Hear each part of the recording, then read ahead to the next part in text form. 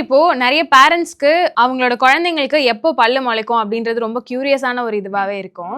ஆனா, பல்லு முளைக்கல ஆர் ஏன் இன்னும் முளைக்கல அப்படின்ற சந்தேகம் இருக்கும். இப்பவே குழந்தைய கூட்டிட்டு போயிட்டு நம்ம ஹாஸ்பிட்டல்ல காட்டலாமா அப்படின்ற டவுட்டும் இருக்கும்.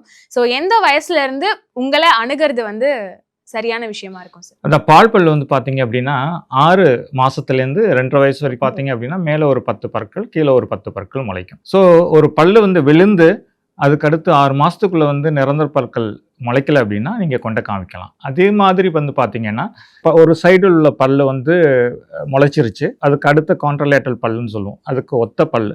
லெஃப்ட் சைட்ல வந்து அந்த பல்லு முளைக்காம இருந்தது. 1 வருஷத்துல வந்து முளைக்காம இருந்ததுன்னா, அப்போ கொண்டு நீங்க வந்து பல் மருத்துவரை அணுகி பார்க்கலாம். சம்டைம்ஸ் வந்து டாக்டர் வந்து அதுக்கு வந்து உள்ள பல்லு இருக்கா? சம்டைம்ஸ் வந்து பல் முளைக்காமயே இருக்கும். சம்டைம்ஸ் உள்ள இருந்தது அப்படின்னா, அத வந்து அதுக்கான ஒரு எக்ஸ்ரே எடுத்து பார்த்து, உள்ள இருந்ததுன்னா, அது வர்றதுக்கான வழிகள நம்ம வந்து கண்டிப்பா வந்து பண்ணி குடுப்போம்.